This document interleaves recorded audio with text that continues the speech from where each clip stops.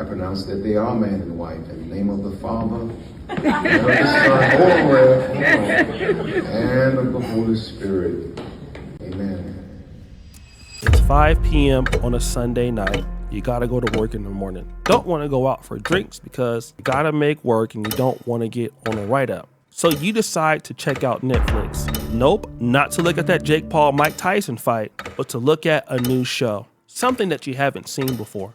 You see this new particular special as you're scrolling called My Pastor Married a 304. You say, that's interesting. Let me check it out. Then you see a pastor with a history of clapping cheeks marry a particular 304 with a super big BBL.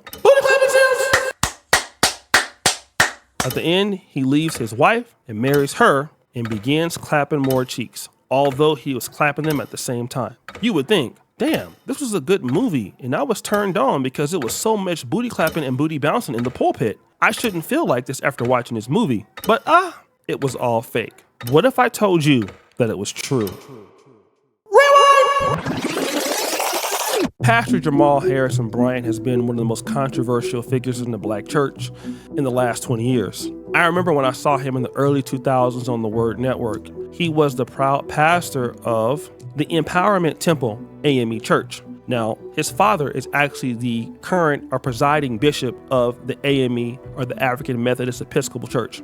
It is pretty much like the Rolls Royces of churches in the black community. Very uppity, very educated, and very high class. It's our version of the Catholic Church, if you will. And Jamal Harrison Bryant did very well until, this happened. Several years ago, all of a sudden, you're on TBN. Yes. And folks are saying, oh, he's the next great preacher. Right. You're being called by churches left and right. Yeah. And here you are, a young pastor. Yes. Thriving, growing church. And all of a sudden, those temptations meet you head on. Well, I didn't have a litmus test. You have to understand, I was a national televangelist since I was 29. And the whole world had opened up for me. In every stage, I'm preaching in arenas, convention centers, mass mega churches, was quickly becoming a household name. So nothing in my mind ever said, one, I would ever get caught. Number two, that my wife would ever leave. Number three, that my church would tank out. Walk us through. What happened? I stepped rolling outside of my marriage and had a extramarital affair that ultimately ended in a divorce to an incredibly wonderful woman. You see, I forgot to mention, Dr. Jamal Harrison Bryant was married to a very beautiful lady named Giselle Bryant, who, by the way, went to Hampton University. He went to Morehouse. So this is like a love story made in heaven. Two HBCU graduates get together and they operate a family. But Jamal Harrison Bryant messed up. But wait, he messed up again. Yeah, he got somebody else pregnant, and then he messed up again.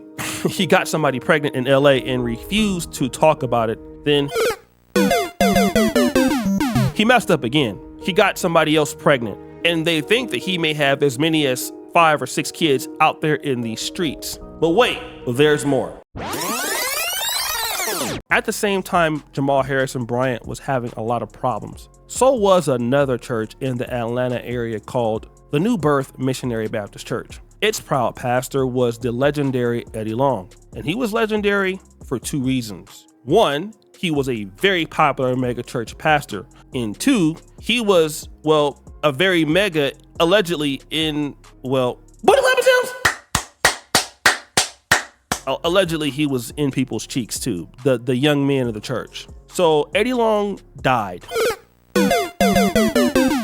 And when he died, they went through 1 or 2 other pastors until Jamal Harrison Bryant said, I think I'm gonna leave Baltimore and move to Atlanta where it's allowed for me to booty clap everything up out there, even maybe some of the men's. That hasn't been confirmed, but I've heard rumors that even Jamal Harrison Bryant might be going that way. I don't know, though. That's just been rumored out there. But it's okay. He actually decided to get back with his wife for a time. And he's even taking accountability for it. To my children, for them to see me in a healthy relationship, because I have failed in front of them. So I have to model in front of them. And modeling it in front of them is not telling them, it's demonstrating it. And so I am intentional how it is that I treat my ex-wife. But I also want them to see what they should expect when it's time for them to get married. Because I don't want them to adjust to dysfunction.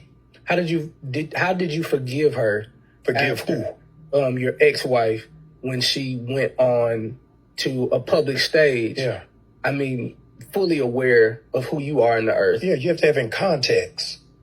I forgive her for exposing what I did to her. That's the arrogance of me. Yeah, she'd have no story if I didn't give her the storyline. And so I'm accountable. I heard him.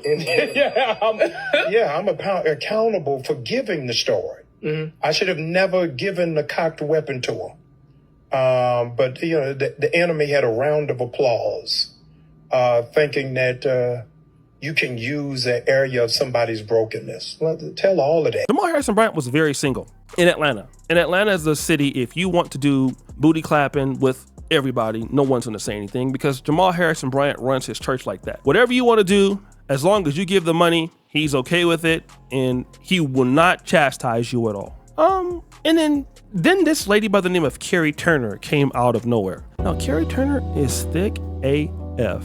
She has one of the nicest booties I've ever seen before as a pastor, and she's actually a licensed minister with a doctor of divinity from some accredited school. She's actually accredited. And so when you started seeing her and Jamal Harrison Bryant hang out, we started to have our doubts. Then Jamal Harrison Bryant came out with this. I am so grateful. I am so grateful to God that she has consented to be my wife. Would you help me?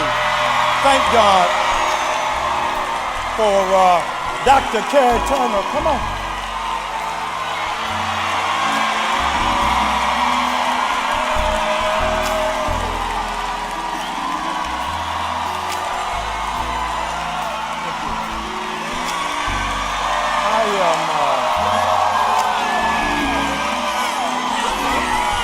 So now they're officially married and they had a private ceremony, but I won't even play that because it's not even that important. I want to go and talk about what Karri Turner thought that she was looking for or what women should look for in a husband. The Bible doesn't give a whole lot of information necessarily on how we date. But we can look at the characteristics of God to determine what type of person we want. So I'm not telling you a person that I want to date. I'm telling you what I want from a husband.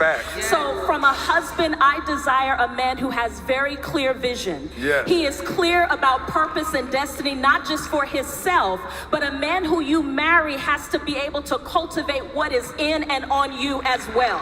So I can't have a man who is unclear about where he is going and who is intimidated by what and who I am. He has to be able to help me cultivate what I am as well. So I desire clear vision. I desire clear purpose. I need definition. I'm not a go with the flow type of woman. I need to know where we going, what we doing, what's the destination. I thrive. Hear this. I thrive when I know what's going on, and I shouldn't have to ask you. I need you to lay out the plan for us. Take me on a drive. You see, all of these qualities that she's talking about doesn't even describe Jamal Harrison Bryant. I want to prove it. Rewind! You see, Jamal Harrison Bryant is a known liar also. We're just going to be honest. For a pastor, he would have been a great pimp or a drug dealer. I think he misses calling because telling the truth is not what Jamal Harrison Bryant does. Now, she's looking for a man that does that, being honest and, basically standing on what he believes in. That's not what Jamal Harrison Bryant does. Do you guys remember the lady called Tweet, the beautiful singer Tweet? Yeah, Jamal Harrison used to date Tweet. And he was about to marry her. But what happened? A year ago, I was walking through Times Square going to an Oprah Winfrey movie premiere, and I bumped into R&B singer Tweet, who is my absolute favorite female singer in the world. Better be. And I took a I pulled the Oric move and asked for a picture. And we have grown into an incredible friendship. I call her my last lady. As you can see, he wanted Tweet to be the last lady, but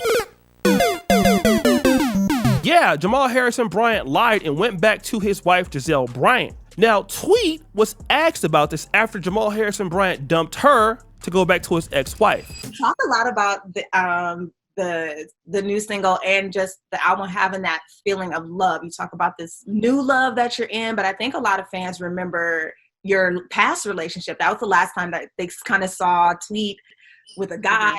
Oh, it might have been the first time. The first time, yeah. The first and last time. Now that you see Jamal now back with his wife, was that a surprise for you? No, I don't think so. I mean, I think it's what he wants. You know what I mean? I really have just totally just disconnected myself from it, and I wish him well and all of that. Whatever works for him and her, that's fine. I wish them well. That's all I can say. Especially since you're happy now. Yeah, and that's been over for maybe 3 years now. Yeah. So that's like going back and being bitter.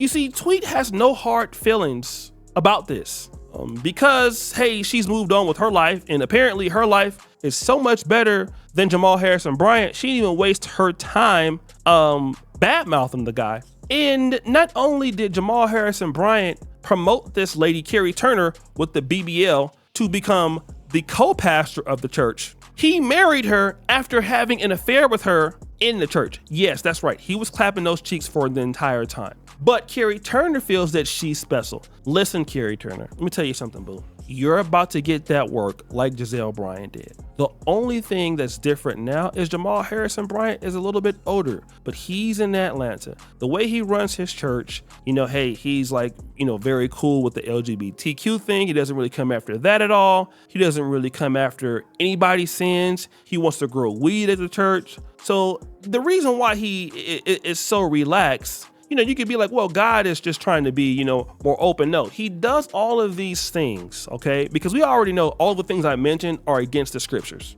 He's doing that, so if he gets caught again, well, you can't blame him because, hey, listen, I don't blame you guys. I'm a feel-good preacher. Just give me the money, and that's all I care about. Oh yeah, by the way, Jamal Harrison Bryant was the same person that dissed Kevin Samuels, but then his fraternity made Jamal Harrison Bryant go back up there and apologize. And so this is where we're at, guys. We are in the age where pastors can marry chicks with BBLs and make them co-pastors in a church. That the guy is out there booty clapping it up with everybody. And by the way, in Baltimore, when Jamal Harrison Bryant got that young lady pregnant, she had to be like 17 or 18 or 19 at the time. Just a regular member that he was screwing. But I digress. What do you guys think about this? Would you marry somebody with a BBL and make them your co-pastor? Reverend Thick, would you call her that? Reverend Booty clapping it up? But I ain't gonna lie, I would love to see what it's working with. So guys, what do you think? It's your boy O'Shea Duke Jackson back at it again with another episode of The Celebrity Junk. I appreciate you to follow. You do subscribe to the bell. We're out.